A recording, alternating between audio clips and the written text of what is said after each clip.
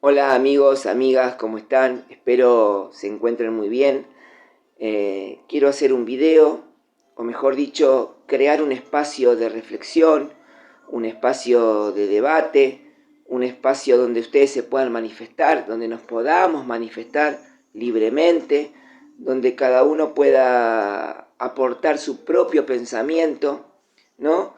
Y como inicio de este primer video, quiero tratar el tema de cómo pensamos a la sociedad, cómo nos pensamos a nosotros mismos, inmersos en esa sociedad, cómo sentimos, cómo actuamos.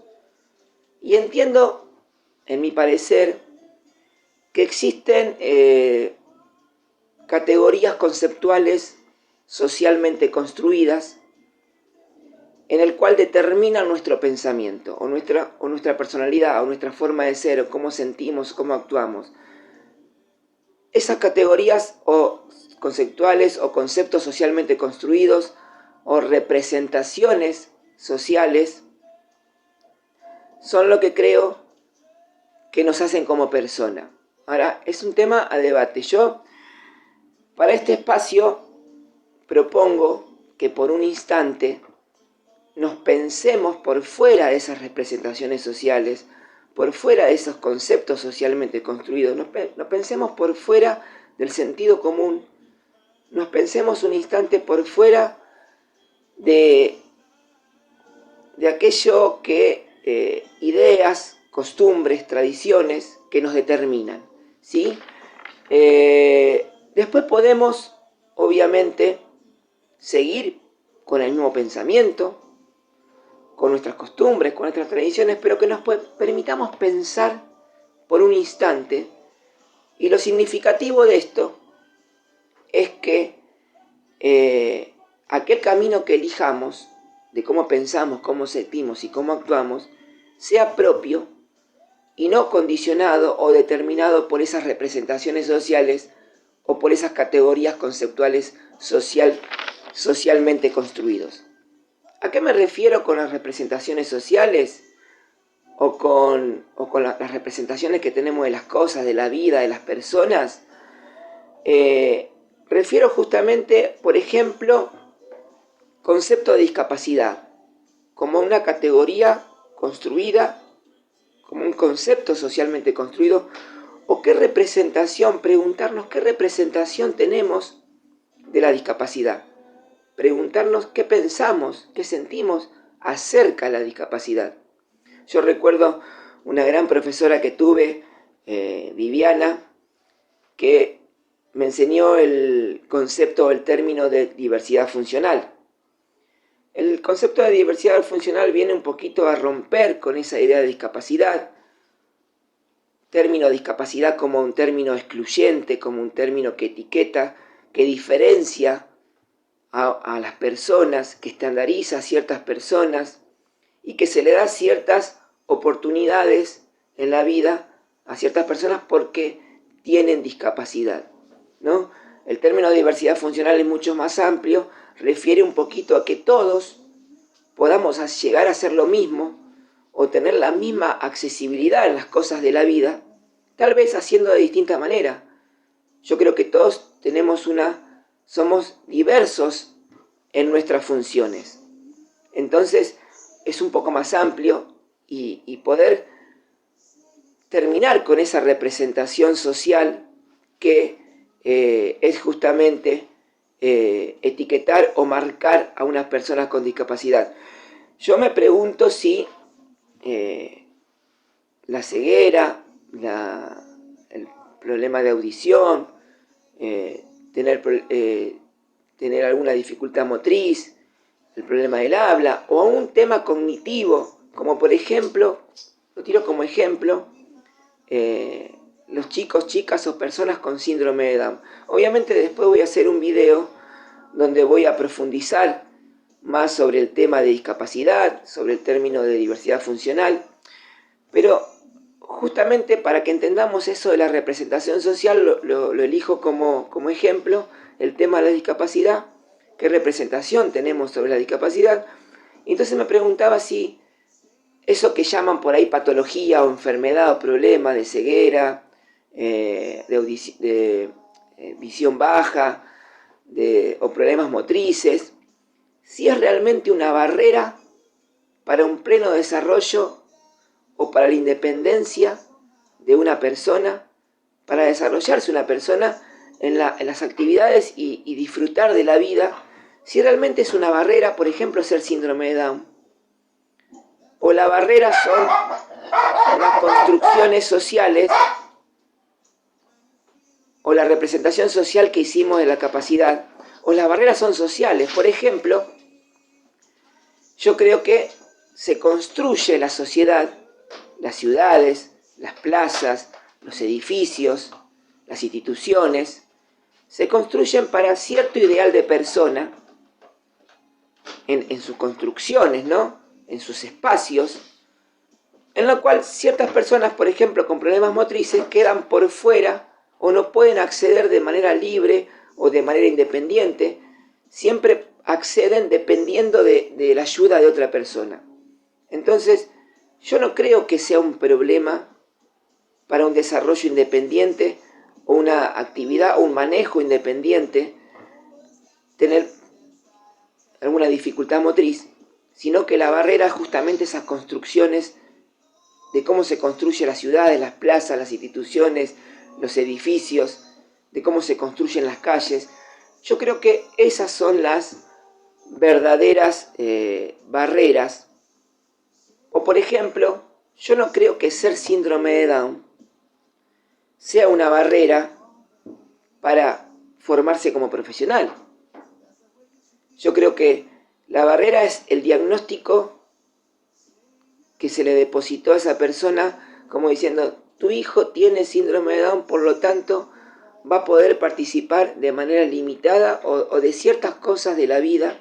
Entonces obviamente uno como padre, ya dejándose llevar por ese diagnóstico, le permite cierta accesibilidad a ese hijo que tiene con síndrome de Down. Yo conozco historias de hermanos que uno tiene síndrome de Down, el otro no, y obviamente las expectativas de los padres hacia aquel chico que no tiene síndrome de Down son grandísimas, tienen muchas expectativas de progreso, ¿no?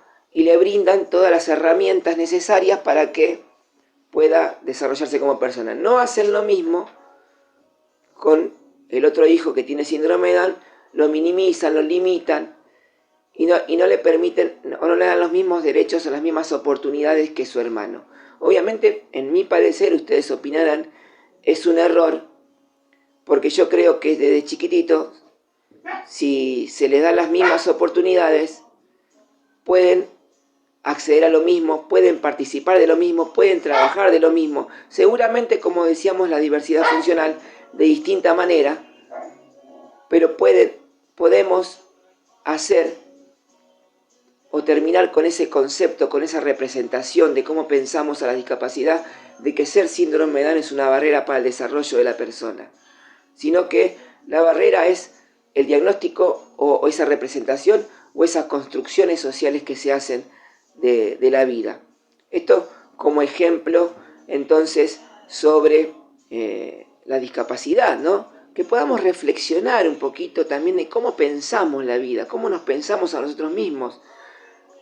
Que este espacio por ahí nos pueda ayudar también a cambiar ciertos conceptos. Decía anteriormente, después podemos seguir con el pensamiento que teníamos, siempre y cuando, y ese pensamiento va a ser significativo cuando no es impuesto, cuando es propio, ¿sí?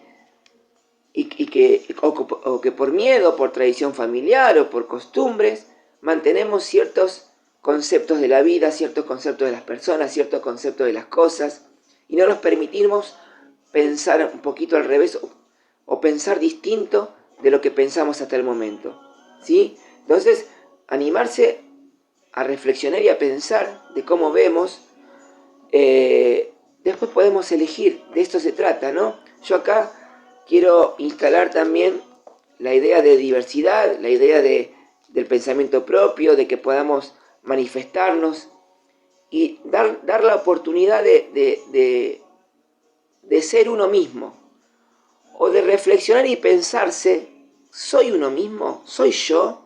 ¿Pienso así realmente? ¿Soy como quiero ser? ¿Actúo como realmente me gustaría actuar? ¿O actúo, siento, pienso como me enseñaron que son las cosas normales? Ahora, justamente también en esto de las representaciones sociales, de cómo pensamos a la sociedad, quiero hablar un poquito del concepto de normalidad. Yo siempre digo que el concepto de normalidad, siempre digo, por ejemplo, el silencio, les pregunto a ustedes, ¿para ustedes el silencio existe? ¿O la oscuridad existe? Yo creo que lo que realmente existe es la luz, porque se puede medir de manera con la matemática, con la física, se puede medir científicamente. La oscuridad no se puede medir. Yo creo que la oscuridad es consecuencia de la falta de la luz, que sí se puede medir y que construye el hombre, el ser humano, no quiero decir hombre, que construye el ser humano. Ahora, el silencio lo mismo. Lo que se puede medir de manera con la matemática, con la física, con la ciencia es el ruido. Por lo tanto, el silencio, entiendo yo, es consecuencia de la falta de ese ruido. Porque obviamente el silencio y la oscuridad no la podemos medir con la matemática, no se puede medir con la física, con la ciencia, por lo tanto no existe. Existe obviamente a causa de la falta de lo que sí se puede medir. Ahora entonces, el concepto de anormalidad, ¿existe? ¿O es consecuencia de aquello que el ser humano construyó, que mide, que analiza, que estudia, aquello de lo que es normal? Y entonces, como se construye un concepto de normalidad, como se construye un estereotipo de persona, como se construye un estereotipo fijado, ideal de persona, de sociedad, de ciudades, de vida, aquello que no cumple con ese estándar de vida, aquello que no cumple con esos parámetros esperados por la sociedad, entonces pasa a ser anormal. Por lo tanto, creo que entonces entendemos con este ejemplo del silencio, con este ejemplo de la oscuridad, que la anormalidad, es consecuencia de la falta, o de lo que dicen, de la falta de lo normal. Entonces, para que podamos reflexionar también de cómo pensamos y cómo hasta qué cierto punto o hasta qué punto condiciona o determina mi pensamiento las representaciones sociales o aquellas categorías conceptuales socialmente construidas que nos han enseñado en la familia, en la escuela. ¿Se entiende? Entonces, esto es un poquito que quiero dejar instalado para reflexión, ¿no? Por ejemplo, otra categoría conceptual construida socialmente, para mí, en mi parecer, es la sexualidad. Por ejemplo, después en otro video voy a profundizar también, así como lo haré con el tema de discapacidad, con el tema de la sexualidad.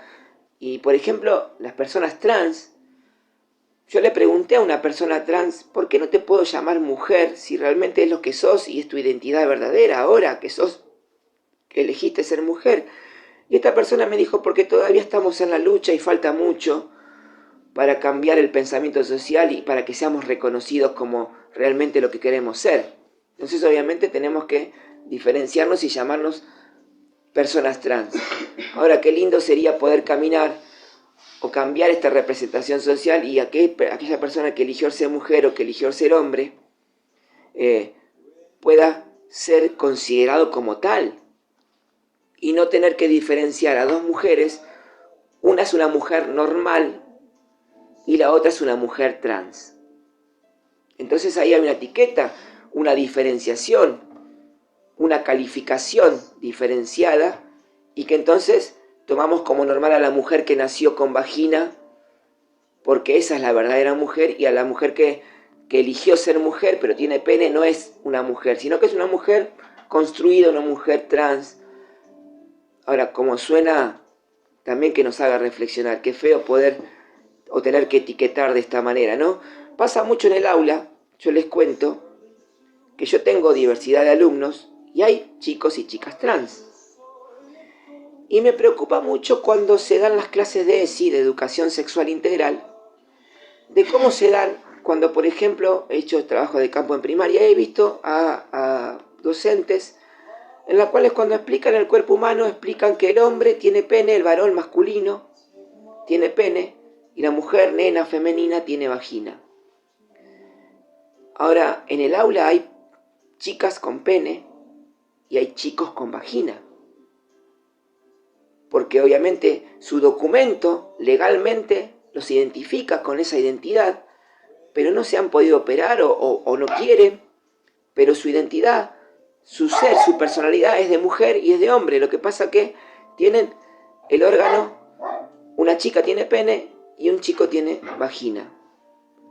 Ahora, ¿cómo toman esos chicos? ¿O no pensamos que quedan por fuera de esa explicación que el docente está dando? ¿No quedan excluidos? Porque si el docente está diciendo que las chicas, la mujer, solamente tiene vagina y aquella chica que tiene pene, porque es trans, ¿cómo puede tomar esa clase? También para que podamos reflexionar sobre las prácticas docentes y podamos reflexionar sobre ese pensamiento, esa representación social que tenemos de las cosas y de las personas. Por ejemplo, el cuerpo humano, la identidad, el género. También en otros videos voy a profundizar sobre estos temas específicos. Hoy los doy hablo de un poquito de cada cosa, pero para entender el tema central que es cómo pensamos la sociedad, cómo nos pensamos a nosotros mismos y si es realmente determinante en nuestro pensamiento las representaciones sociales o aquellas categorías conceptuales socialmente construidas. Así como a las personas trans o como a la discapacidad, también pienso en la sexualidad.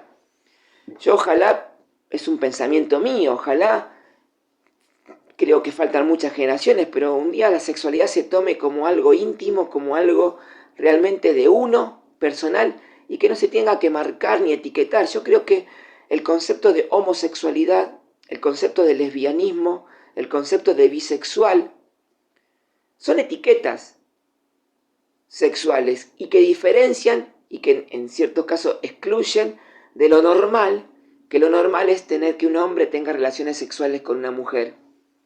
Y si dos hombres se encuentran o dos mujeres se encuentran, o a una persona le gustan los dos géneros, no es normal. Entonces, qué lindo poder dejar a la sexualidad libre a elección de cada uno y también el día de mañana poder romper con esos conceptos que etiquetan o que marcan o que le califican a una persona de acuerdo a su sexualidad. Entonces, vos sos homosexual, vos sos lesbiana, vos sos bisexual, vos sos trans. Y él es una persona normal porque tiene familia, porque es hetero. Entonces, que esto también nos pueda llevar a reflexionar de cómo pensamos, ¿no?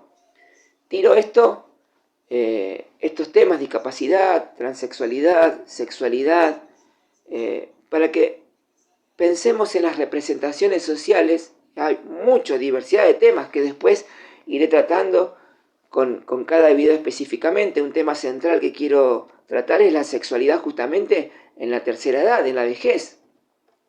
Cuánta representación social que hay en la sexualidad de la vejez y que no permiten, o las personas de tercera edad no se permiten disfrutar de una sexualidad plena con tanto estereotipo que hay sobre ese tema, ¿no? Después un tema que trataré con más profundidad, pero para entender un poquito y reflexionemos, y les pido su opinión, de que podamos reflexionar de cómo pensamos como sociedad y cómo nos pensamos a nosotros mismos. Y si esto ayuda a poder mejorar y cambiar un poquito ese pensamiento.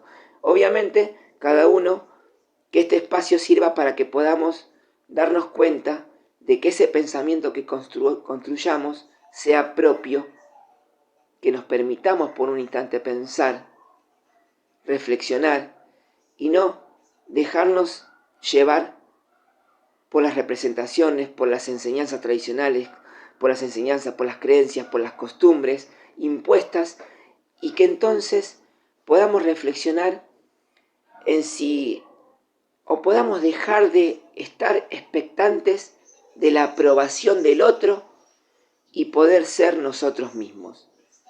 Así que bueno, amigos, amigas, les dejo este video, primer video para que podamos reflexionar.